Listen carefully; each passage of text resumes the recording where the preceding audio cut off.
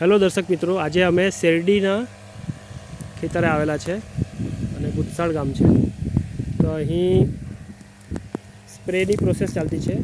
Steam rich, bio 99 અને set, આ ત્રણ પ્રોડક્ટને મિક્સ કર્યા પછી અમે અહીં પ્રોસેસ કરી રહ્યા છીએ. ભરતભાઈ, કેટલા વીઘામાં આજે સ્પ્રે કરવાના છે આપણે? આજે 6 વીઘામાં સ્પ્રે કરવાનો છે. આજે 6 વીઘામાં સ્પ્રે કરવાના છે. અને અગાઉ તમે વાપરેલું છે શેરડીમાં? હા, અગાઉ અડધું વીઘુમાં ટ્રાય મારેલી. બરાબર. એમાં મને રિઝલ્ટ સારું મળેલું. એ ગણતરી પછી 6 વીઘામાં ટ્રાય કરતા છે. બરાબર, સરસ.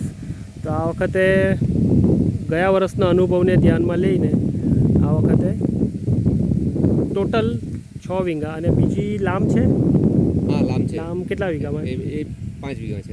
એમાં પણ કરવાનો વિચાર છે. છે. યસ, એટલે કેવું છે કે અનુભવના આધારે આપણે ધીરે ધીરે આગળ વધી રહ્યા છે. તેમ કોઈ પણ ખેડૂત મિત્રો હોય એમણે પહેલાં ધીમી શરૂઆત કરી હોય એને રિઝલ્ટ મળતું જાય. આમાં આપણને ખર્ચો રાસાયણિક કરતાં વધારે લાગે, ઓછો લાગે? ઓછો લાગે. રાસાયણિક કરતાં ખર્ચો ઓછો છે અને ઉત્પાદન આપણને ધીરે ધીરે વધતું જાય. તો જેમ જેમ ઉત્પાદન વધે, ખર્ચો ઘટે, તો આપણને ભવિષ્યમાં એનો ખેડૂતોને લાભ મળે.